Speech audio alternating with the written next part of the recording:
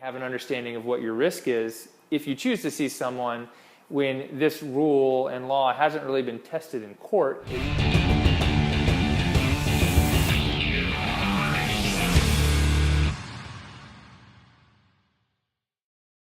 This is from Stacy Lee. She said, I just had my first Medicare patient call and say that he didn't care that I was private pay only, money is not a problem, and he just wants to get help with walking and pain in his hip. So frustrating that I had to tell him I can't see him, but will refer him to a friend who takes Medicare. Is there still no change in the silly Medicare beneficiary rule?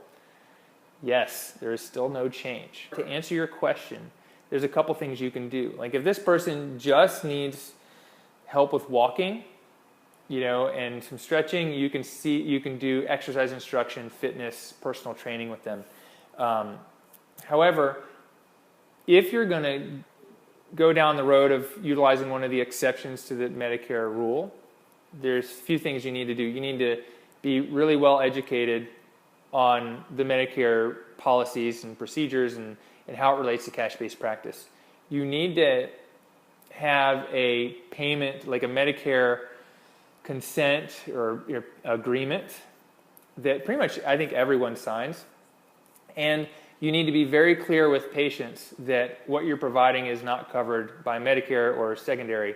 And probably most importantly, what you need to do is consult with an attorney or your attorney to discuss kind of the ramifications and your personal, your risk tolerance and where you lie in this swath of gray between Medicare-covered service and non-Medicare covered service, and medically necessary and not medically necessary, and can I treat this person or not? And by doing that, I think you'll be well educated on the topic and have an understanding of what your risk is if you choose to see someone when this rule and law hasn't really been tested in court. There's some information in the Federal Register, and understanding and interpreting that